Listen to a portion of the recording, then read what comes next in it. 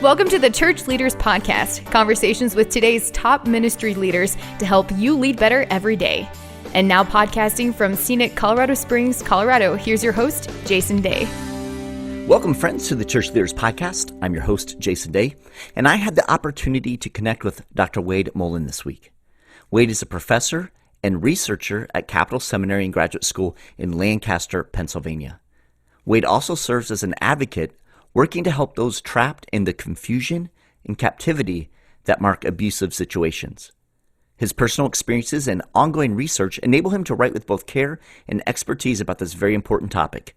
His book, entitled Something's Not Right: Decoding the Hidden Tactics of Abuse and Freeing Yourself from Its Power, is available from Tyndale. On this week's episode, Wade and I talk about recognizing abuse, specifically coercive and manipulative abuse, within the church and other organizations. Wade shares some of the patterns abusers use, including impression management, and what we can do if we feel we are experiencing abuse ourselves. We also discuss how churches can appropriately respond to allegations of abuse. This is an important topic that we hope will encourage further discussion, so please join me in my conversation with Wade Mullen. Wade, welcome to the Church Leaders Podcast. Such a joy to have you with us today. Thanks, Jason. It's great to be on. Excellent. Now, you have spent a lot of time, energy, brain cells, I think, researching as you worked on your doctorate and as you wrote this new book, Something's Not Right. You have spent a lot of time looking at this idea of abuse, and specifically how those in power can abuse those who have less power. And you've looked at it, in regard to within the church. You studied, I think I read that you'd studied over 1,000 cases of abuse in churches as you're working on your doctoral dissertation and as you were doing research for this book. Whenever we talk about an issue like this, there are oftentimes, different perspectives. Some people think that abuse is in some ways overblown, that, just anytime something doesn't go right, someone can cry abuse. On the other side, people think that abuse is covered up way too often. And I'm sure that somewhere there's a balance in there, and your research has probably shown that. But you talk about your own experience and how you were broadsided by abuse in a way while serving as a youth pastor at a church, and how kind of the way you describe it is you didn't think of it as kind of abuse initially, which I think is kind of what many of us kind of default to. We think of abuse and, we think of physical abuse or, severe abuse, sexual abuse, perhaps, those types of things. But can you talk to us a little bit about kind of your realization that you had been abused and what that experience was like? Yeah, and I think, many of us have this perception of abuse that is limited to some kind of violent offense, whether it's physical or sexual in nature.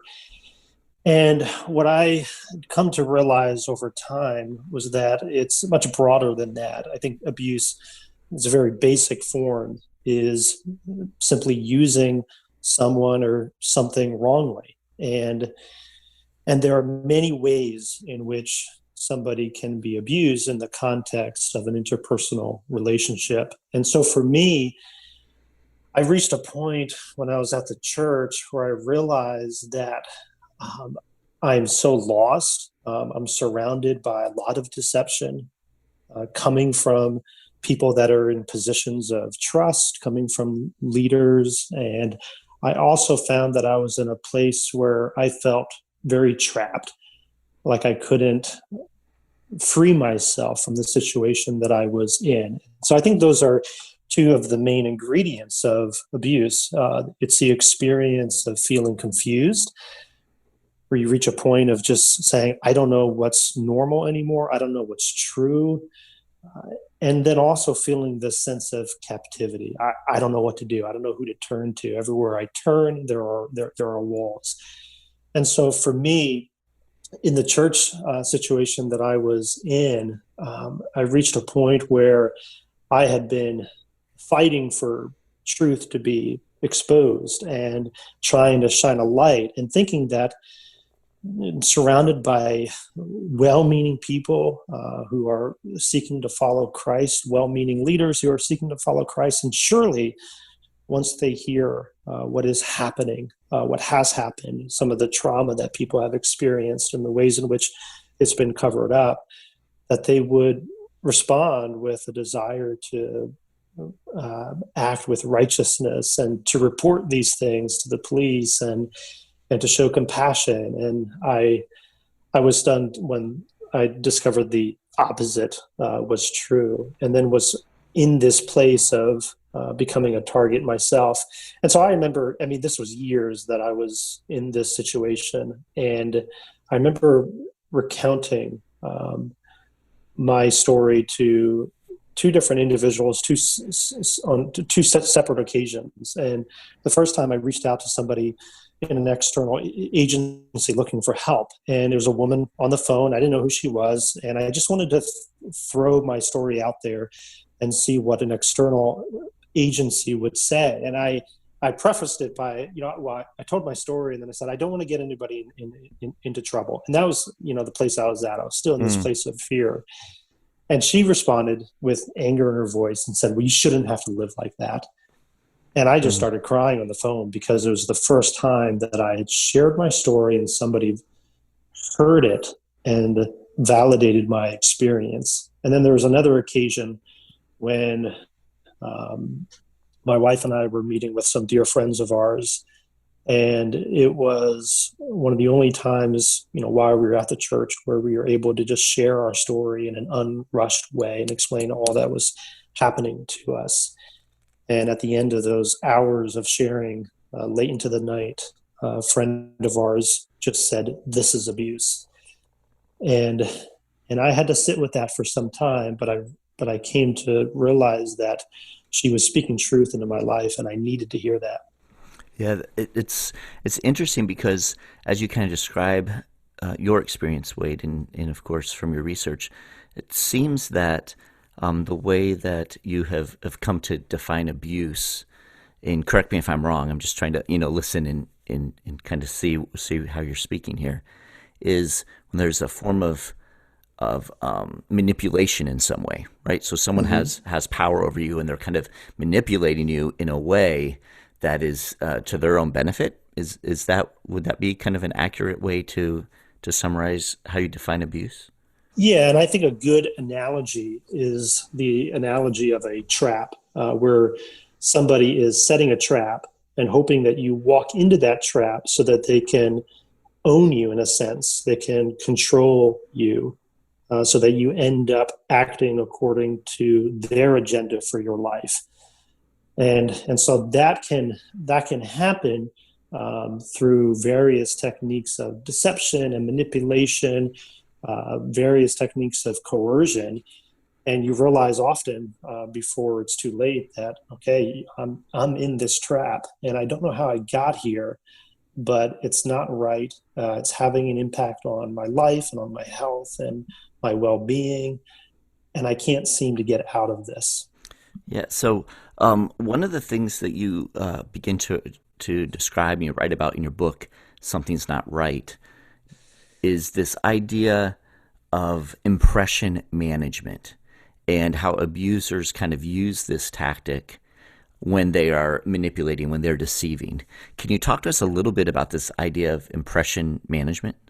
Yeah, so impression management is simply shaping people's perception of yourself or of something that you want them to believe about your institution or whatever it might be. But impression management is putting up a front, for example, so that other people like and accept you. So a very common example of impression management being used is when somebody flatters you, when somebody says something that feels good. Perhaps they remark how you're better than the rest. Someone might say to you, you work harder than anybody that I've ever known, that kind of thing. And it might be true, but often there's flattery embedded in that. And what it's designed to do is to get you to look upon the person who's saying that with greater favor and with greater liking. So the person who's using impression management, like flattery, isn't actually speaking for your good, but they're shaping your perception of them, and often is using deception in order to accomplish that goal. Because if you can get the other person, for example, to like you more through tactics of deception like flattery, then they're more likely to give in to a demand, or when the time comes, often to ask that person to do something, especially in an abusive relationship where somebody might be asked to cross a boundary or to engage in a behavior that they don't want to actually engage in, but the abuser has ingratiated that person, has groomed that person through charm and through nice words, and all of a sudden they find that, okay, this person has been so nice to me, I feel like I need to reciprocate this. I feel like I need to do this favor that this person is asking of me. Yeah, and I think, Wade, that as I'm listening to you talk through that, I think one of the challenges is that there are also people in our lives that are sincere, Mm-hmm. and encouraging, Yes. and they're there to support us and encourage us. And so the challenge is then discerning and not, I guess, not defaulting to a super skeptical and cynical outlook where you think everyone around you who says something positive could indeed be kind of trying to set you up or deceive you, as you've talked about. So how do we kind of process through that in a healthy way so that it doesn't negatively impact what can be very healthy and wholesome relationships? Yeah, well, I think it starts with asking the question, what's true? As I listen to this person perhaps praise me or compliment me or praise other people, I think it's legitimate to ask the question, is what this person saying true? Is it true? It may be nice, but is it true? And if it's not true, then why did that person feel the need to exaggerate, for example? And then also, I think you need to wait often to see if there are other tactics of impression management or deceptive behaviors that you see in that person's relationship with you. So, for example, the person who's flattering you might also behave in ways that are intimidating. And so let's say, for example, you really believe that this person is trying to trick you into doing something that they want you to do, but you don't really want to do. It's not really in your best interest, or it's not right. Well, what happens when you say no? Do they use past favors against you? Do they say, well, after all I've done for you, you're going to say no to me? You're not going to do this one little thing that I'm asking you to do? Okay, so that's, in my mind, a deception that is very revealing. And so you're discovering that perhaps the flattery wasn't actually sincere. Perhaps it was simply being used to coerce me. And now here comes the ask. Here I'm being asked to do something. And if I say no, this person who once charmed me all of a sudden is becoming angry or is making me feel fearful. Like, what is that? And so charm can very quickly transform into anger if the person is being deceptive and just trying to coerce you. So you kind of have to wait to see this pattern of behavior over time. Right. So the kind of the discernment comes from ongoing experience with this particular person, ongoing relationship, watching how they not only treat you, but maybe treat others. And as you said, does it seem like there's something, something beneath what they're saying? One of the questions that comes to mind is that it seems, and I know you wrote about this, that abusers often have kind of a pattern. It seems like they're, I think you said, reading from the same playbook almost, because they tend to have this ongoing pattern. And a lot of that is, deception. So how, I guess it seems like it's, especially those who've been abusing for a long time, they have kind of created this pattern. They know this deception, and for lack of a better term, they've become good at it, right?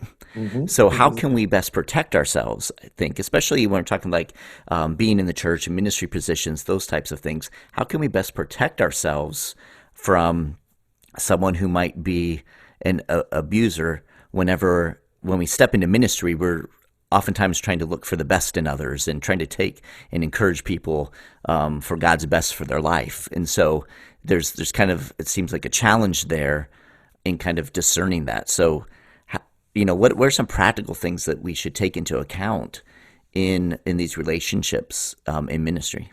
That's a good question. I think the most practical thing that we can do to protect ourselves from deception just breeding and becoming worse and worse is speaking truth in love at the first sign of deception.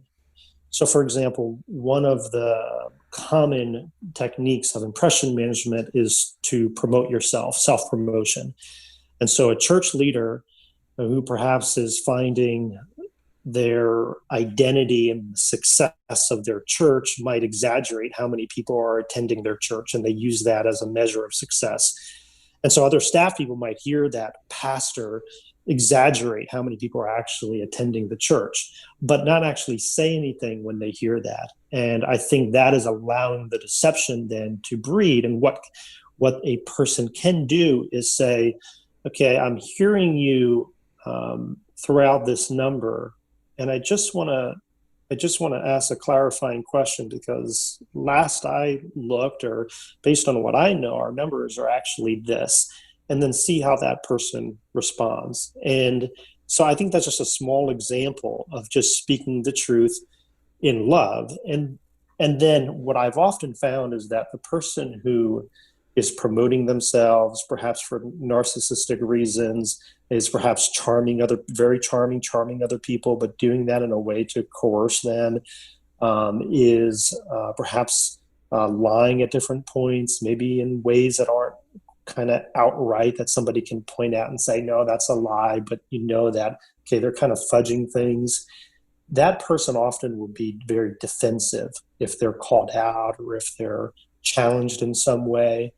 And so that's when I think truth and love really needs to be put into practice, so that when a person who is deceptive and trying to trick people is confronted, often that person who's deceptive will use all these different defenses I talk about in the book, like different kinds of excuses and justifications.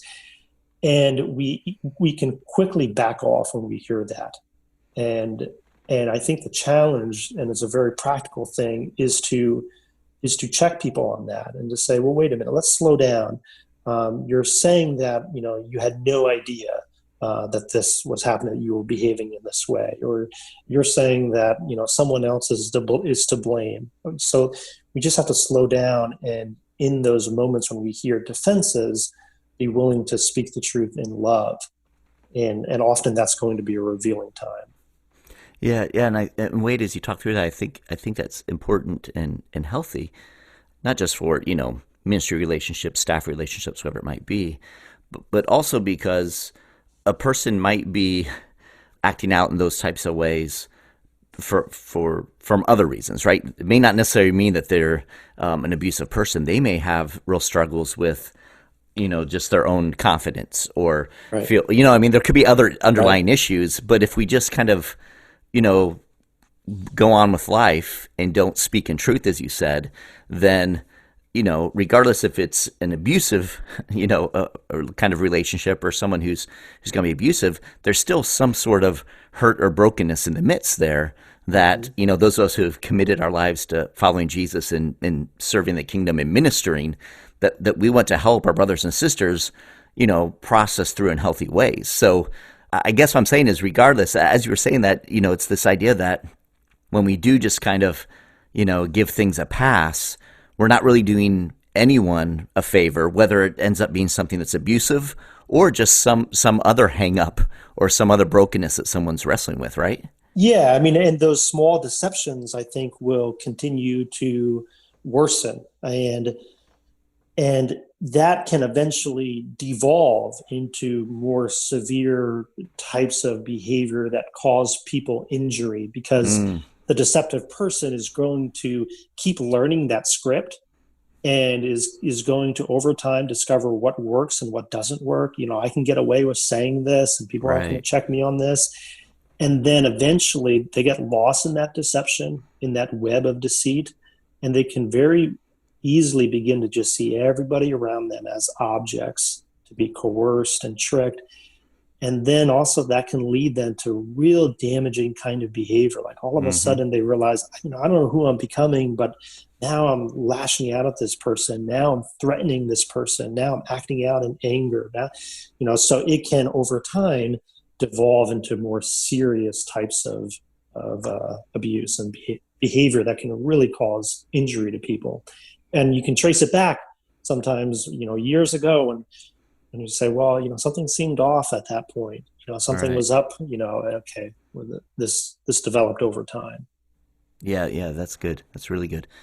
Let me ask you, Wade, in your research and just in your work, with churches and ministry leaders, why do you think it is that there are oftentimes, I don't necessarily want to say oftentimes, but more times than that should be, let's say that for sure, that within the church, there are ministry leaders who are kind of abusive in these ways, who are deceptive, who are coercive, who are manipulative?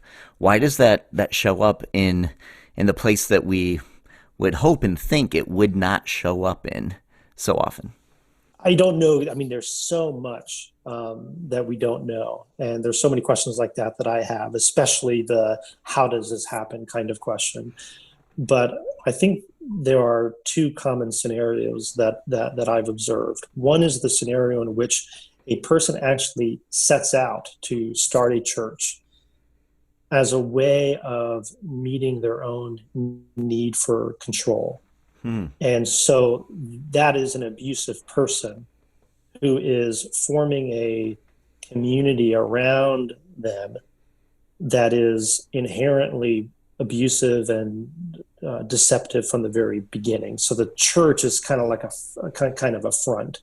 And so I've seen that. Let me jump in real quick right there, Wade, because as you're saying that, just to clarify, and you're not necessarily talking, I mean, in our minds, oftentimes we'll go to some sort of cult-like figure. When you say that, like someone who's really creating that, but it's not necessarily some wild cult-like figure. This can be, someone who's, is starting a church or going into ministry who just has that need for control and sees that as a vehicle, right? Yes. So, or it's all about them, and what they see themselves doing is standing before a crowd. And I've talked to young men who are wanting to be in ministry and have asked them the question, why do you want to do this? And I've heard some scary responses, some who have said, I just have this dream of being in front of a crowd. And, so it's this vision that they have of greatness, and they want to pursue that. And perhaps they see other models out there, and they see other celebrity pastors, leaders on a stage, on TV, and there's something in them that says, I want that. And maybe if I just start my own church, I can get that too. And so I don't think it's just the cult leader who's doing that. I think the person who simply wants a crowd perhaps to praise them, or they just want some kind of control over other people, might see a church as a means to get that. Interesting. Okay, and so you said so that's one that you've kind of seen and witnessed in your research, but there's another example as well. Yeah, so I think there's also those who start out with a sincere desire to serve people that they believe God has called them to serve. But over time, perhaps because of various experiences, or perhaps because they neglect their own soul and their own health, they over time begin to see their church, their ministry, as something that they need to control, that they need to have complete power over. So it becomes their own kingdom. And so over time, they begin to rule with a heavier hand, and they begin to manipulate in order to maintain that control. And so I've seen that as well, where somebody starts out perhaps with a sincere desire to serve well and to serve with integrity, but over time, it becomes something very different. Yeah. Wade, you describe this, and this kind of aligns here, the sacred roles and how those are, vulnerable to abuse. Can you talk to us a little bit about that idea of the sacred role? Yeah, I talk about how in these a lot of faith communities, we see the need to establish some kind of sacred role, like the pastor, the prophet, the priest, the anointed person, the leader of the community, and we center everything around that single person. So I use the analogy of a keystone at the top of an arch, and everything is contingent on that keystone remaining in place. And so we can establish roles in our communities that I think we give an inordinate amount of power to. And because the entire system, in some cases, is built around a single sacred role, the community can feel this need to protect that role at all costs, so that even if a pastor is abusing people under his care, the community might suspect that or know that, and yet look away or cover it up, not only because they don't want to perhaps bring shame upon the pastor, but they don't want to bring shame upon the role itself.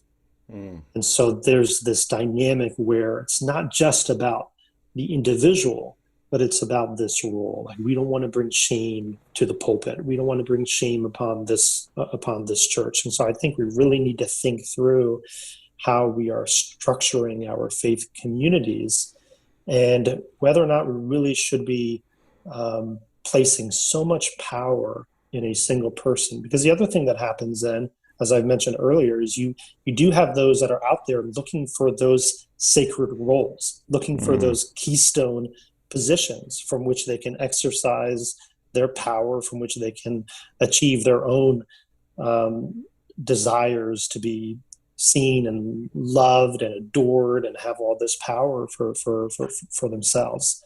So then you have a system that has created a need for a sacred role or a keystone person, and you have people out there in the landscape looking for that kind of position. So what other alternative systems, within the church, Wade, have you seen that can be healthier, or what type of things need to be put in place to ensure that it stays healthy?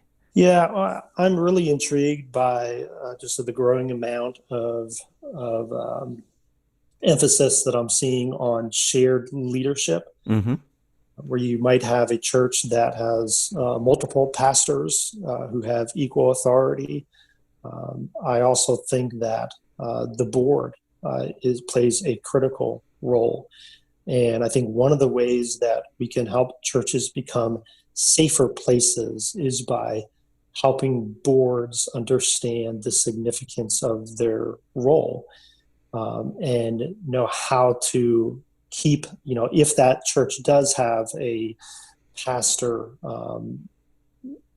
in a single kind of role at the top, a senior pastor kind of CEO model, then there are ways to keep that power in check. But it's very important that the board knows the importance of that and how to go about doing that.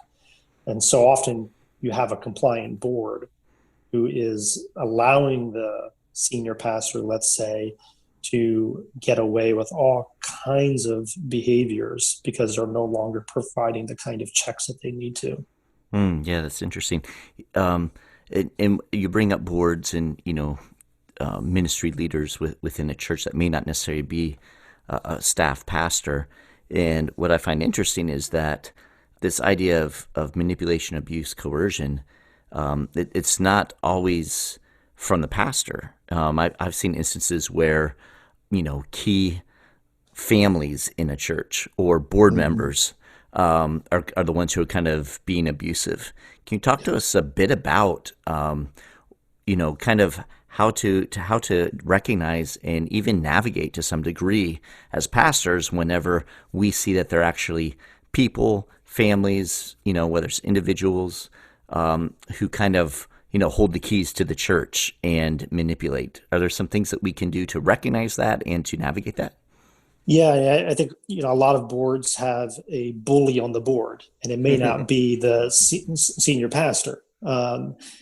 And I think some of the same principles apply.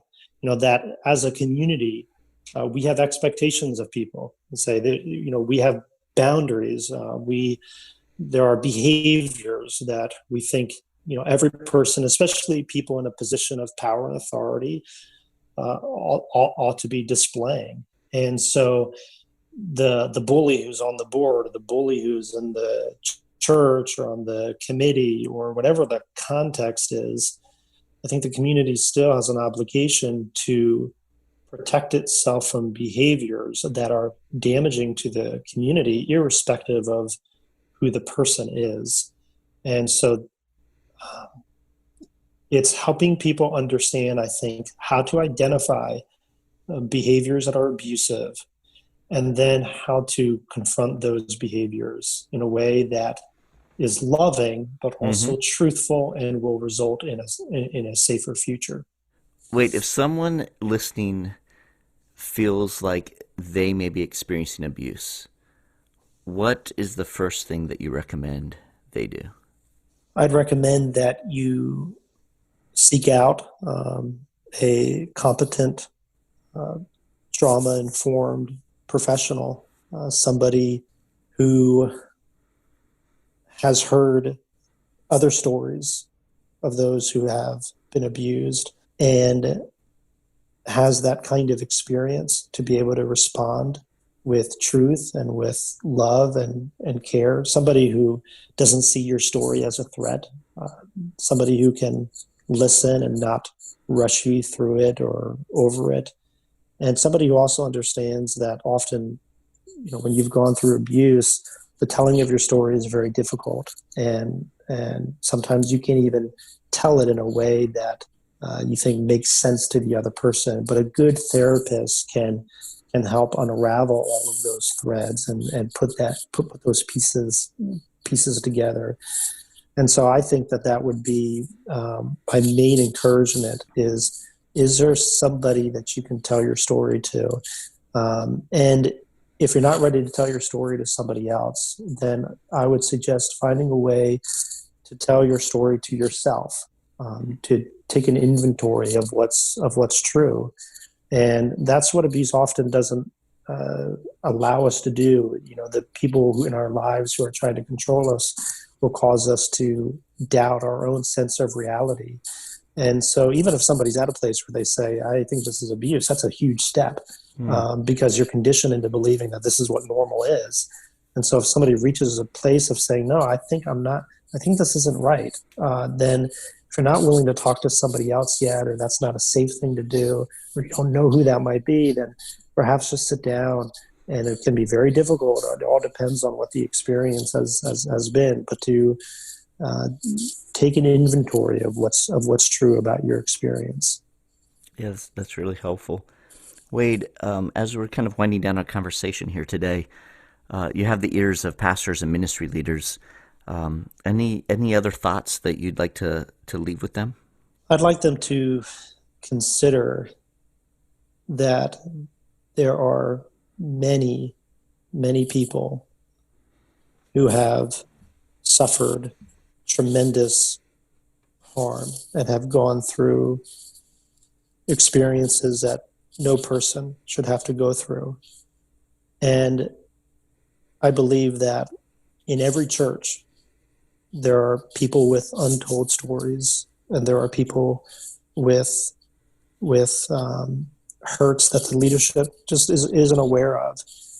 And for them to keep that in mind and to ask the question, how are we going to love people well who have suffered from so much evil? Even if we don't know of that, even if we haven't heard their stories, we just know that they're there. And then when they do tell their story, who are we going to be when we hear their story? Don't wait until a story is told, an allegation is brought forth, and all of a sudden people are left wondering, could this really be true? This couldn't happen here. And they become defensive. No, understand that this is happening, and it is happening in your church. So think through ahead of time, what does it look like for us to care well and respond well when a survivor decides to share their story with us? Yeah, Wade, thank you so much for spending some time with us today, talking through this much needed conversation. And again, I want to remind our listeners about your book. It's entitled Something's Not Right: Decoding the Hidden Tactics of Abuse and Freeing Yourself from Its Power. And so we encourage people to check that out. And Wade, if they, as they're listening in, they want to dig more deeply, of course, they can go and read the book. But are there ways that they can connect with you or contact you as well? Or any ministries that you're engaged with right now that could be helpful? Yeah, I have a website, WadeTMullen.com, that they can visit, and there's a form on there that they can submit if they'd like to reach out to me. And then I'm very active on Twitter, and my handle is Wade Mullen.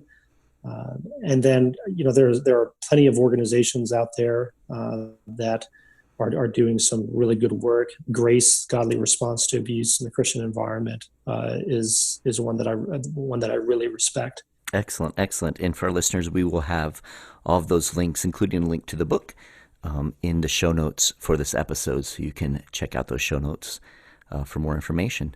Wade, thank you so much for taking the time to be with us today, and for all your work in this area, and your voice in the church, and how you are helping us navigate some of these very, very challenging things. So thank you. Thank you, Jason. I'm grateful for the conversation, and hope it's helpful. Excellent, brother. God bless you. All right. Thanks, Jason. Thank you for tuning in to this week's episode.